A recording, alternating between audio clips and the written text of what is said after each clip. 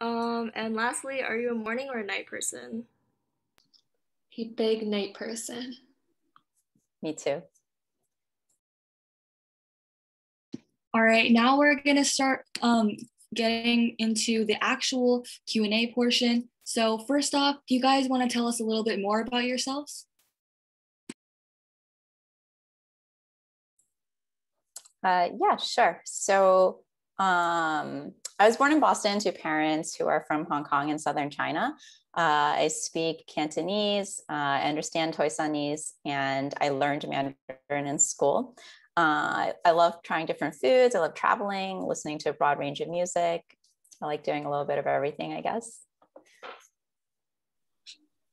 So I was born in Connecticut. My parents are both from Henan, China. I grew up speaking Mandarin and English, moved to Boston for college, and now I've been in Boston the past 6 years. That's very cool. So how did you guys first learn about Aspire? So in 2014, I was seeking a new volunteer opportunity. I had finished with Raising a Reader in Massachusetts at the time. And I met a friend of a friend who was on Aspire's speaker series. And she told me to apply for an opening on the conference team. So I got roped in as the logistics co-chair for AWOL. And I've been here since. I actually reached out to Aspire when I was a junior in college because I was here in the Boston area and I was really involved in my school's Chinese Students Association. Was looking for some opportunities just, in the real world too, beyond my campus. So I reached out and actually talked to Sophia at the time because she was interviewing volunteers. And unfortunately, I did not volunteer regularly starting at that time, but that was basically my first interaction with Aspire. And what inspired you about Aspire? So that year when I got to attend to the conference in 2014, I really got to see the impact being in that space at Simmons University, being surrounded by all these Asian American women, almost 200 of them, that kind of space, just where everyone felt understood and validated, had a huge impact on all of the attendees. So I just wanted to make sure that this was continued for more attendees, for more people, and that kept me going. I think I was inspired to join mostly because growing up in Connecticut, I didn't have, a very large Asian American network. And then when I came to college, that was great, just finding people who were similarly minded just to, celebrate cultural holidays or bond over different things. And definitely after, entering professional life, I realized that a lot of that community that I had grown to love was definitely lacking. So I, began my journey of searching again for an organization to be a part of. And I really loved how, Aspire cares both about community members' personal and professional development. So that was unique, I think, because so many organizations, might be geared towards women in the workplace or there are, Asian organizations in general. But I really appreciated how Aspires was more focused and more just, making sure that everyone had a space where they felt safe and supported. Yeah, so sort of adding on to that idea of Aspire helping you meet new people, what was it initially like when you guys first met each other and began working together as board members? So as Katherine had mentioned, I had interviewed her way before she actually joined Aspire. And when I first spoke to her, I knew right away that she'd be a great fit because she knew exactly that community that I wanted. We had the same vision for what it could look like. And I was really happy that the timing worked out later so that she could actually join us and that the other team members also saw that she'd be valuable on our board too. Working with her has been such a pleasure. She's always on top of things. She's handled responsibilities perfectly, always willing to help. It's been such an easy transition with her as the new volunteer director. Sophia is super sweet because for me, so much has been learning from Sophia since she was the former volunteer director. And I think initially too, I was, very worried, didn't really know the protocol for interviewing volunteer and really being kind of the front-facing person who was the first point of contact for so many people.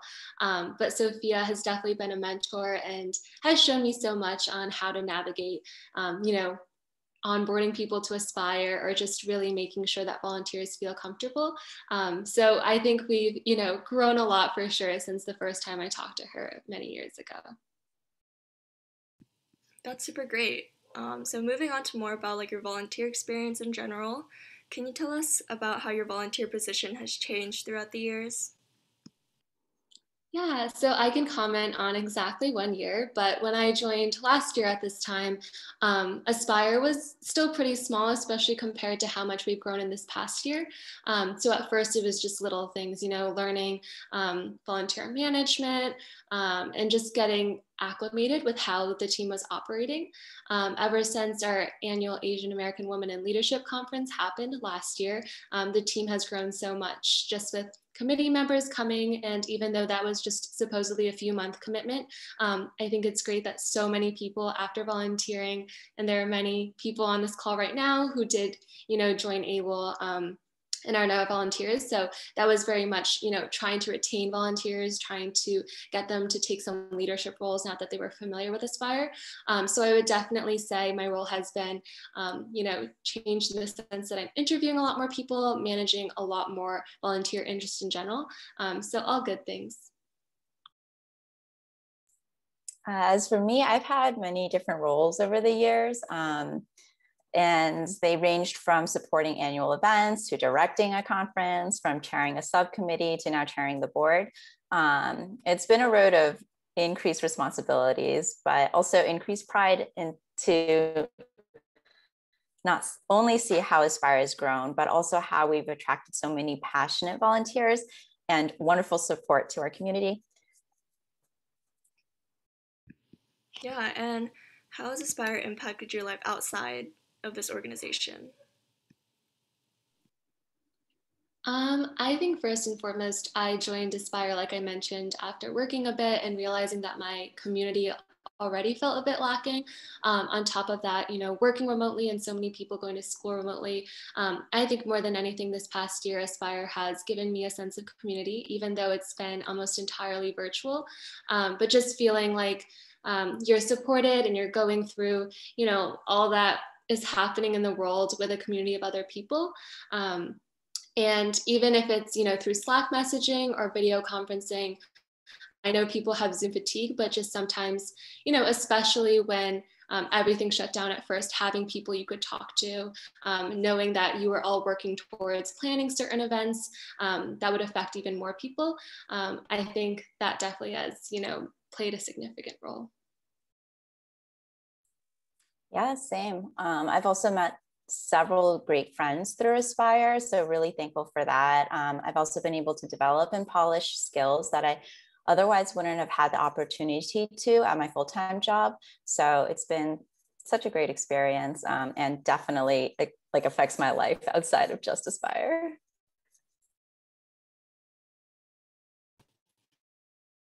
Sure. And kind of where you do your current position? So like what was mentioned in the introduction, I would say probably like 80% of what I do is very much making sure that all of our volunteer needs are served. So that might, mean working with different teams and program directors to ensure that, available openings are posted, that we're reaching out to the correct people who might be interested. And from there, conducting interviews with people. So essentially pitching Aspire, explaining our different programs and how they can get involved if they want to. And after that, really onboarding volunteers. So giving them the tools that they need to succeed, making sure that they're set up, and also getting acclimated with their teams. So I would say those three things definitely cover most of what I do. And then I help with some one-off things whenever different teams need support.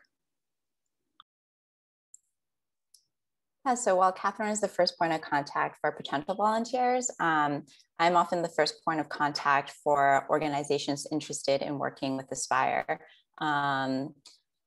I also work closely with other directors to strategize plans over multiple years, and I try to coordinate and support the programs by making sure whatever they need is taken care of.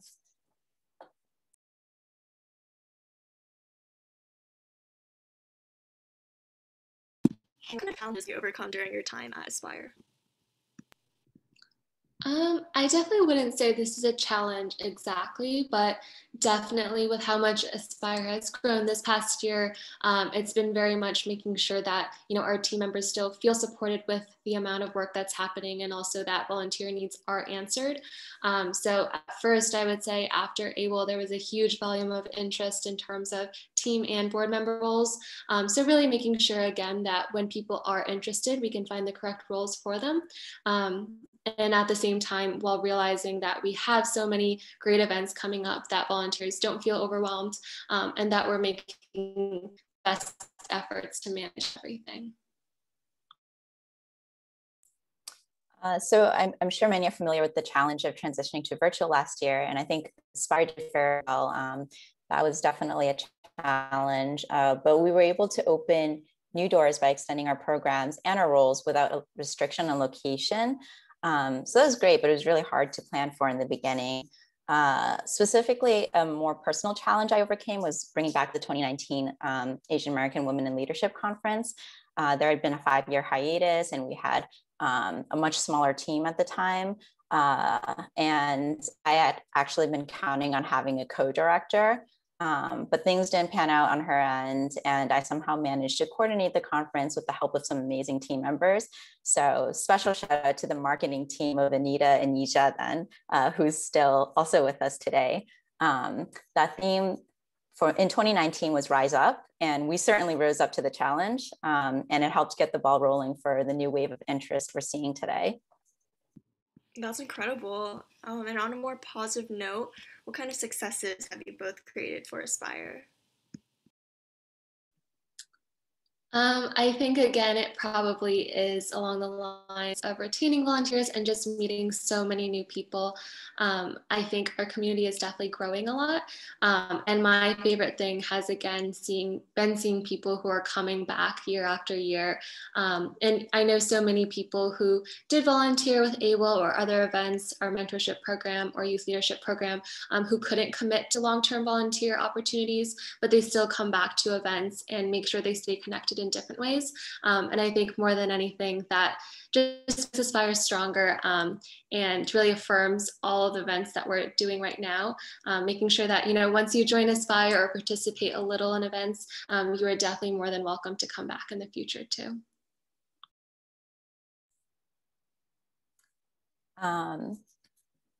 As for me, I think we have all learned how burnout can affect us. It's a common issue, not only in school and in the workplace, but also especially in nonprofits that rely on volunteers. So I've been keen on preventing this issue. I'd count that as a success because of our retention rate so far.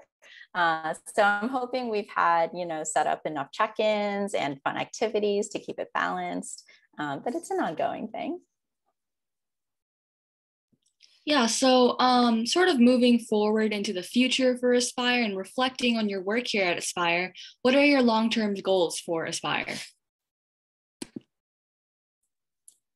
For me, it's scalable and consistent programming that's accessible to people across North America. Yeah, I think definitely a very similar goal that while we're expanding, which is great, and we have all these volunteers from different geographic areas, which again, I don't think we would have if COVID didn't happen, just because we were so Boston based, and now we have volunteers, from all over the country and attendees, such as at AWOL last year, who are from all over the world, honestly, making sure that even though we don't have that in-person contact, that people still feel like they're a part of something. And I think that will be interesting to see how it evolves long-term, especially now that things are returning in person, whether we have a hybrid model, figuring out how to sustain that. And then what are your short-term goals for Aspire? I'd like to reach out to alumni and create more of an intergenerational connection between Aspire members. I think for me, I definitely want more bonding opportunities for existing volunteers. Again, because we have so many events just happening week after week, I think it's easy to kind of get lost in your own team. You know, you get to know a few people really well, but at the same time, Aspire is a much larger organization. So making sure we're setting aside time for social events and just getting to know each other better on a personal level. And so we've talked a little bit about your successes here at Aspire, but of all of your work for Aspire, what are you the most proud of? I'm really proud of having pushed forward despite a lot of uncertainty during a time when Aspire had to downsize in programming.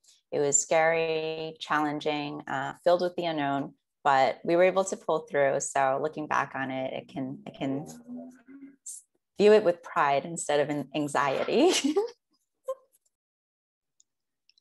So I think for me, it was a bit of an abnormal responsibility. So last year when ABLE did happen, Olivia, who was the director, wanted to create an ambassador program. So something that had never been created before. And essentially it was intended to bring in volunteers who wanted to help out for the conference, but really couldn't commit, around 5 hours or more per week. And actually Sarah, a former ambassador, is here today, which is great. But I, typically work by myself in the sense that I don't exactly have a team of coordinators. I work with different board members and so on. But that was kind of me, like working with a team of people, all of the ambassadors, and just getting to know them and seeing what kinds of, tasks they wanted to get involved in. I wouldn't say challenge, but definitely allowed me to exercise, some of those management skills that I don't typically do in my role. So I think that was a fun and rewarding experience. Yeah, I definitely agree. I think that really helped boost our AWIL success. So if there was one thing about Aspire that you would want people to know, what would it be? I would love for people to know that Aspire is where you can be yourself and feel supported, because everyone here understands what it was like to be an Asian American girl. You don't need to explain yourself. We just know. Yeah, and at the same time, I would say that Aspire, so many different people are part of Aspire. So even though we, all identify in a certain way, we have volunteers who are in high school, college, young professionals who just got out of college, and then even people who are older than that. And I think my favorite thing was during an event I went to last fall, there were people who were 70 plus who were talking about their experiences growing up in America during that time. So again, while realizing that we all share, certain similarities, Aspire is a place where you can meet people and just get exposure to different perspectives as well. Yeah, that's amazing. And so sort of adding on to that idea of Asian American identity, how has your work with Aspire affected who you are as a person and your Asian American identity? My answer is going to sound a lot like Katherine's last one, but I've had a greater understanding what it means to be an Asian American, not only through our thoughtful social media, but also things come from a lot of different places, and also a lot of like cultural heritage as well. So it's been a very enriching experience, like meeting them, talking to them. I think in different spaces outside of the Aspire. So even, in my workplace, for example, which doesn't have much representation at all, I think after just having exposure to Aspire, meeting with volunteers on a regular basis, it's definitely, what issues are happening even more. And I think without, a prevalent and active community that I'm, constantly engaged in, I would maybe feel like too nervous to speak out sometimes. So I think that more than anything, has helped a lot. And like Sophia mentioned, we have a great marketing team and many people who are part of, social media efforts. They're writing blog posts. And I feel like just reading those many times, I'm learning so much about, different holidays that I hadn't heard of growing up as a Chinese American. And all of that just contributes more to, the sense of self and different reasons why we might all want to be a part of Aspire. Yeah, I definitely relate to a lot of those points. And moving forward to like our last set of questions, I know a lot of people want to get involved in their communities and different organizations, but just don't know how. How would you suggest people get involved, whether that be in general or with Aspire specifically? Yeah, so I would say on a general level, people should definitely not be afraid just to find people with similar interests. So that could mean just one coworker or a friend if you guys are, seeking a similar kind of activity to participate in. So many people who find Aspire really just find us through a quick Google search and they're like, oh, I read about your website and programming. So don't be afraid to do that. That's a very, very easy and quick way just to make sure that, there might be existing organizations in your area that you're not necessarily aware of. Yeah, I would say ask around. People in the nonprofit community tend to know many other programs and they could refer you to one that fits your interests. And what are different ways people can get involved with Aspire right now? So the quickest way that I'll mention, and I'll let Sophia elaborate some more, you can always go on our website where we post openings. So if you go to the team members section and ways to get involved, we're constantly updating our need for leadership and team member positions. And if you don't see something, that appeals to you, you can definitely shoot me an email. So Katherine@girlsaspire.org. And I'd be more than happy to chat with you just to get a sense of your time commitment and your interests and so on. Yeah, definitely talk to Katherine if you're interested in volunteering. Definitely email us at info@girlsaspire.org if you have like ideas for ways to collaborate, not only like yourself, but with another organization, for example, or like story pieces that you want to do, a blog, for example, definitely let us know. And we're also going to be opening a Slack community that will be open to the public to create an even larger presence and way for us all to connect with each other through Slack. Awesome. And lastly, for those who plan to get involved with Aspire in the near future, what advice do you have for them in successfully carrying out their position?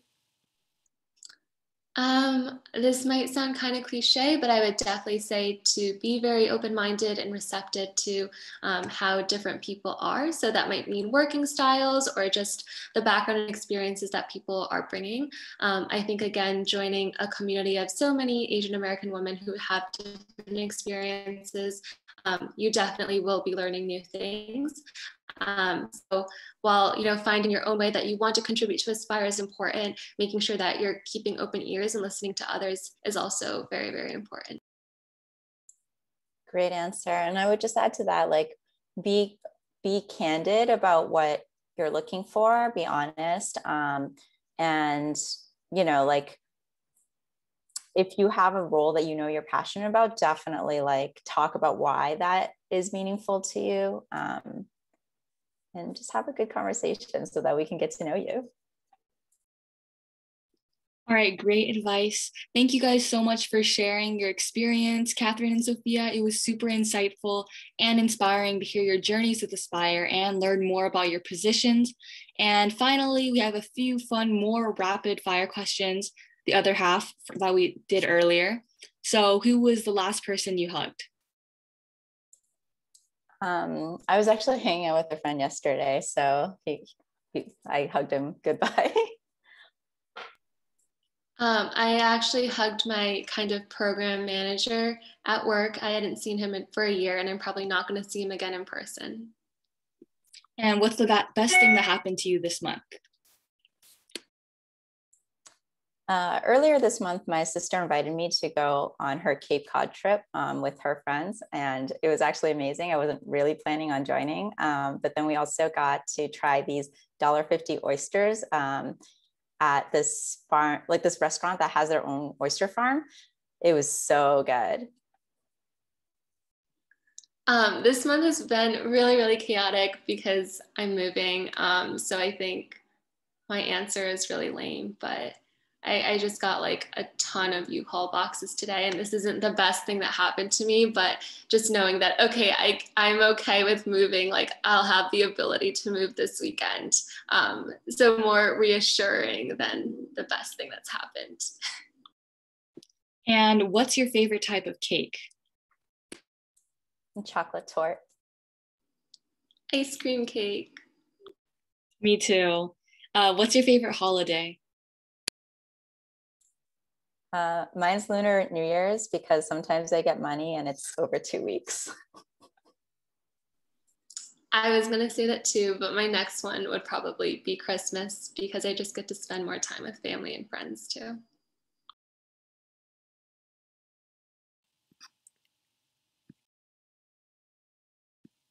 And lastly, just some 3 takeaways from today's Q&A. Number 1, don't be afraid to actively reach out if you're seeking a new community. Number 2, sometimes stepping outside of your comfort zone can lead to new and rewarding experiences. And 3, Aspire is a welcoming and transparent community that all individuals can contribute to. And Katherine or Sophia, do you guys have any thank yous you'd want to share with the audience?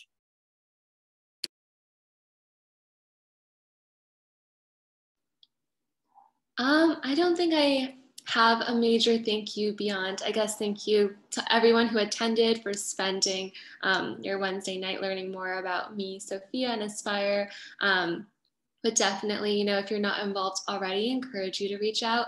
And I think we have a lot of amazing events this summer going into this fall. So definitely would encourage you just to explore and see what you're most interested in. But thank you again to everyone for coming today. Yeah, I definitely want to echo what Katherine said. That was perfect. I also want to give a big thanks to the team for Aspiring the community, for putting this together, and also all of our Aspire volunteers for doing what they're doing as well. Awesome. And we will be sending out a recap email. Please follow Sophia on her Instagram at Sophia. Well, I'll send those in the chat later. Yeah. All right, and then finally, we'd like to invite you all to stay behind for a 15-minute Q&A where you can ask any other questions you have for Sophia or Katherine. And if you don't have any specific specific questions for either of them, then we hope you have a lovely evening, and we hope to see you at our next event on August 18th at 7 p.m. Eastern Time, 4 p.m. Pacific Time with our marketing team for another behind the scenes of Aspire.